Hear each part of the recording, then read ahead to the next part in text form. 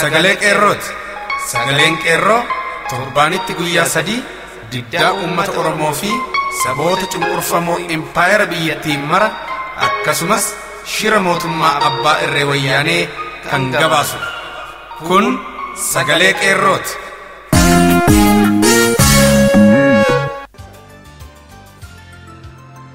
Amajji kudha jaha bara 2015 akkam jirtu dhaggeeffattoota keenya kabajamuuf jaallatamoo sagalee qeerroo. Tamsaasni oduu sagalee qeerroo irraa darbu kunoo eegalee jira. Akkuma barame qophii har'aa keessattis jalqaba oduu dhiyeessina. Itti aansuudhaan qophii addaa shira diinaa irraa of tiksuun meeshaa waraanaa caala qophii jedhu kutaa lamaffaatu dhiyaata. Dhaamsa dhaggeeffattoonni sagalee qeerroo gama teessoo keenyaan nu dhaqqabsiisanis qabna. Nu waliin turaan affeerraa keenya qophii waliin aan tokkicha murteessaati. Amma gara hangafoota oduuttan isin dabarsa.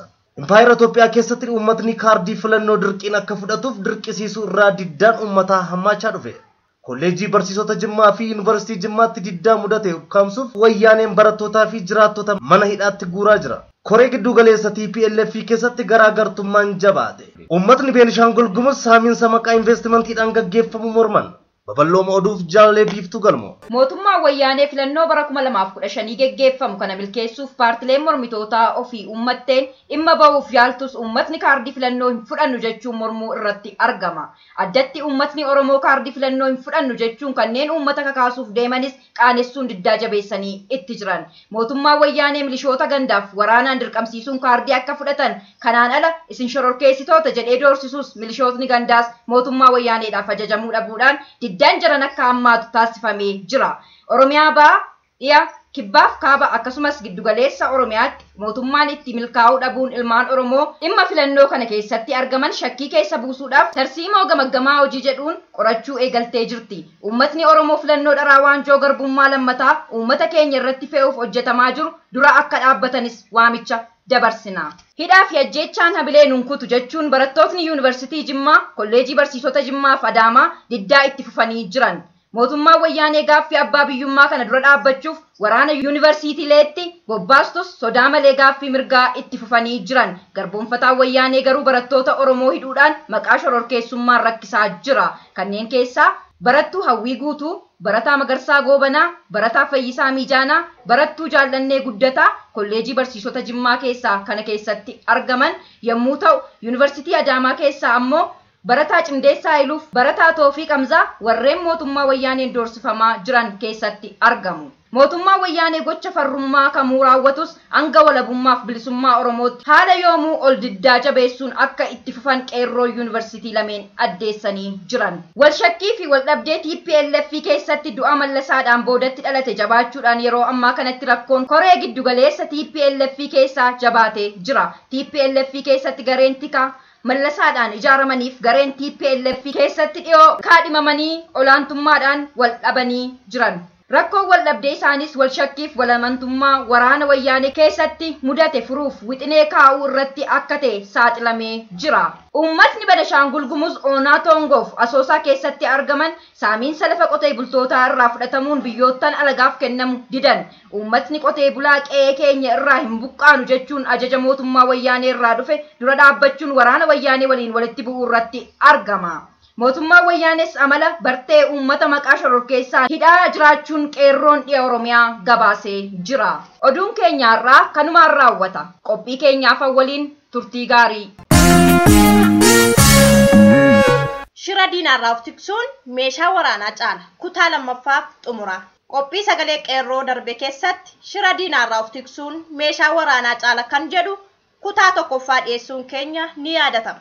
Har'a kutaa lammaffaaf xumuraa isiniin dhiyeessa. Barreessaan barruu kanaas galatni kee bilisummaa jechuun jaalladha. Har'a waan irraa of qusachuu bal'inaan ilaaluu qabnu isiniin dhiyeessa. Qophii waliin Anurjii Sabaati. Waan irraa of qusachuu fi bilchinaan ilaaluu qabnu shirri diinaa inni hangafaa akka walirratti duulu taasisuudha. Rakkoo keessaa akka bara baraan miidhamaa jiraannu nu taasisa. Kanaaf gama siyaasa Oromoo wal qabatuun waan eeggalamuuf sochii taasifamu hundumaa qalbii tasgabbaa'een ilaalanii sirnaan wal gaafachuu fi yaada jiru eega wal hubatanii boodas wal gorfachuu nu barbaachisa. Namni dhuunfaa kaasee hanga gurmuutti sochii barbaachisu yoo taasise waan halkan tokkotti ta'u waan hin jirreef akkaataa itti wal gaafachuu fi hubannoo barbaachisu waliif laachuu irratti hojjechuu nu barbaachisa. Adeemsa qabsoo kana hundee jabaarraa gadi dhaabuuf adeemsa keenya shira diinaarraa tiksuun murteessaadha. Waan uummatni kun lubbuu fi jireenya itti dhabamaa jiru kana waan namoota dhuunfaan wal qabsiisuun dhaabbachuu qaba. Wal tuffachuun eessaanuu hin ga'u. Har'a namni dhuunfaan yookaan gurmuun yoo wal yaadee yookaan hojjete odoo adda hin baafne kanarratti katabnu yookaan holollu yoo ta'e waa hedduu kichuutti hambifna. Waan fedhe haa ta'u badii barbaades waan uummata kana hamilee cabsu odoo hin hojjenne beektonni yookaan qaamni laallatu yookaan hawaasni naannoo sana jiran sagalee gadi qabanii wal fudhachiisuu yaaluu fi yoo hammaate haala uummatatti ibsan odoo jiraate tasgabbii har'a jiru jabeessaa deema jedheen yaada. Wanni lafee namaa cabsu holola miidiyaa garaagaraa irratti wal cabsanidha. Diinni ammoo hamilee uummata biyya keessaa cabsuuf haalli akkasii akka uumamu barbaadde. Kanarraa hundumtoof qusachuu qaba. Wanni shirraan geggeeffamu eessallee hin ga'u. Kanaaf muuxannoo gahaa qabnas waan ta'eef kanarraa of qusachuun murteessaadha. Kaan gama intarneetaan waan argaa fi dhagaa jirrudha. Diinni qalbii nu hatee dhimma keenya akka irraanfannu nu taasisuuf duubatti akka hin jenne haqa hundaa hubatudha. Kanaaf mooraa qabsoo Oromoo tasgabbeessanii injifannootti ce'uuf shira diinaarraa of tiksuun hojii keenya hangafaa ta'uu qabaa jenna. Horaa bulaa.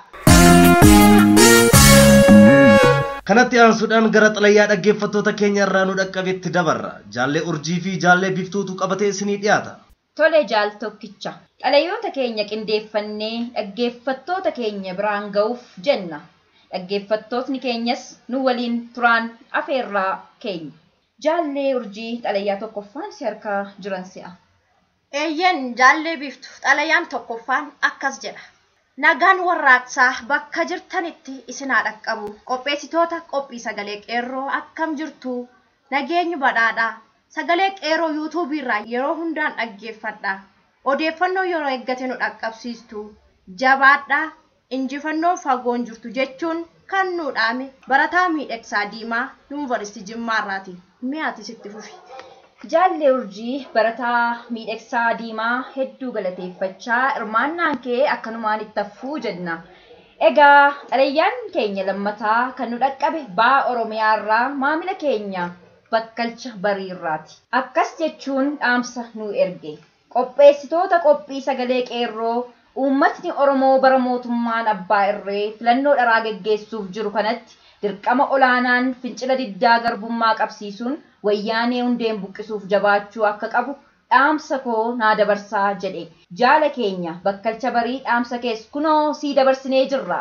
Hirmaannaan kee nu waliin haa ta'u jenna. Tole jaallee biftuu yoo madaala keessan kaastee walaloo kana sagalee qeerroo ranaa olchaa jechuun walaloo kan erge barataa falmataa roorroo Yuunivarsiitii Adaamaarraati.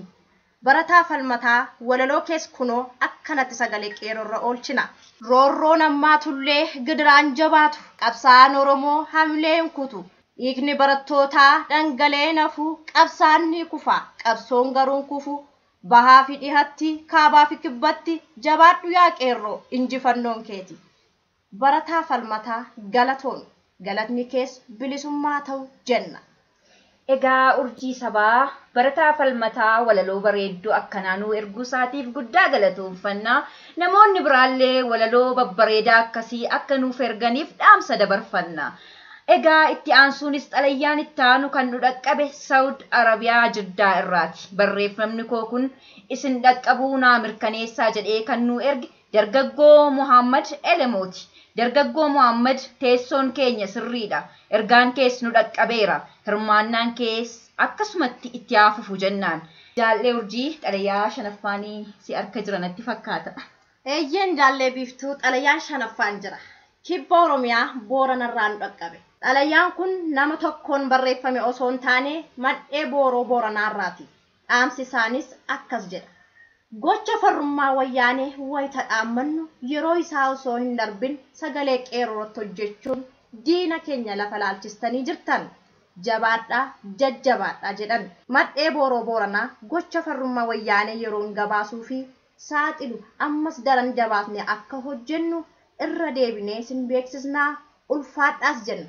Egaa dhaggeeffattoota keenya xalayaan har'aaf qabannee kanumaan xumurraa Asumaan egaa kanneen nu barreessuu barbaadan Facebook irraan sagalee qeerroo bilisummaa yookiin Voice of qeerroo bilisummaa irraan nu barreessaa jenna. Ulfaadhaa horaa bulaa. Baay'ee qabaa hidha beektoota dhaamsa hoogaheere Oromoota maraa. Lubbuun jiraanne turullee wal gaarraa akka dootti godhee na jehee na daraa.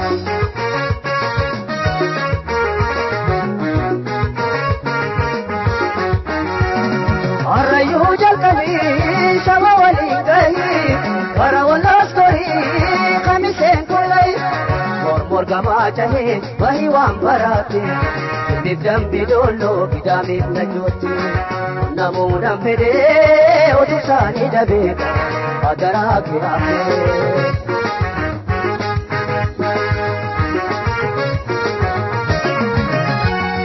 Imma fi agaaroo mattuudhaa fi gooree amsanaa qunnamii dagatee kan tarree kanneen baadiyyaadha kayuu dadhabdullee hojii fi booranaa asiidhaa fi baadee hundanaa dubbisii ni gattaa'e dibaminaaf ta'ee.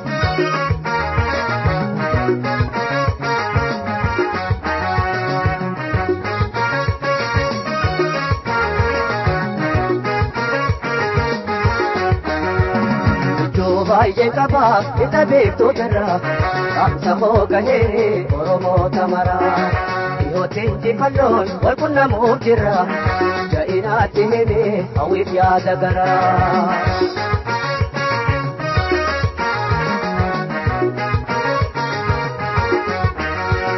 Waanoowwan koo baay'ee kanneen biyyaa ba'e jiraachuu dadhabee bakka toota ta'e.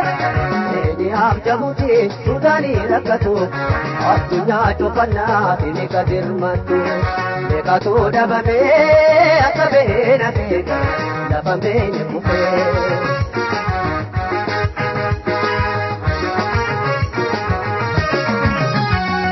Allah ashiratu nuditu tijari oromia gutu mesara parmari Pamma kipa bahapede ate Europa pishya kallen Amerikati Saponto tamaki hawi wali tukega Dimi manko age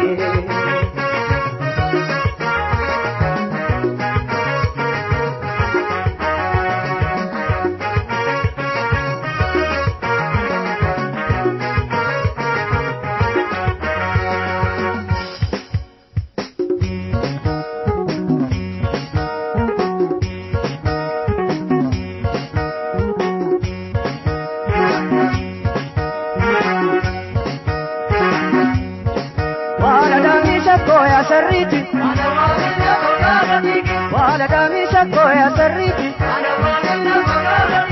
awan kenya keessa kuma kala mota kan kenni goda tuma modalota toli yo tuma tortori awan kenya kuma mal kala mota ormen kana duka ile sidarbata shakko ya sarriti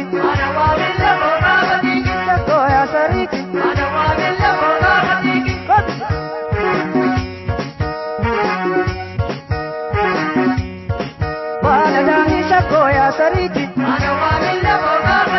wala damisha koya sariti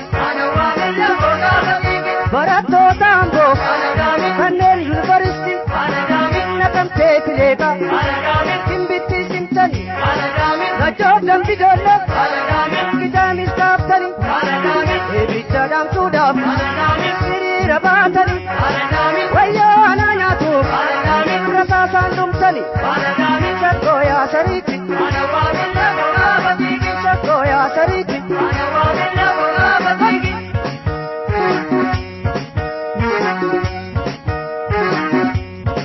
wala damisha koya sariti wala damisha koya sariti atilu nadese ananya tumbate makashi tinapne malkashi tinapne wata jala kese konkil makojate ati gota dese gota robo dese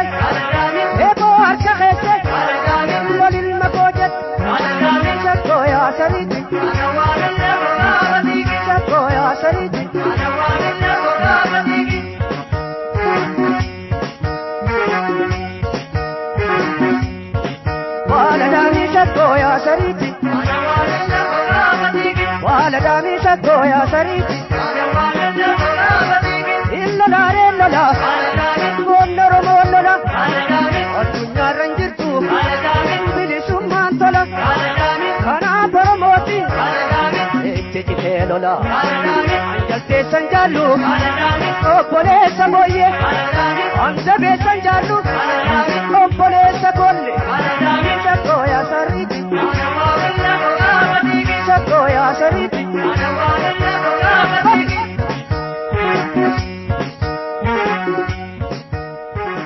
Egaa dhaggeeffattoota keenya kabajamoo qophiin keenya har'aa kanumaan raawwata. Qophii itti aanutti hanga wal agarru hojii fi jireenya keessaniif milkii jenna. Nagaatti injifannoo uummata Oromoof gadaan gadaa bilisummaati.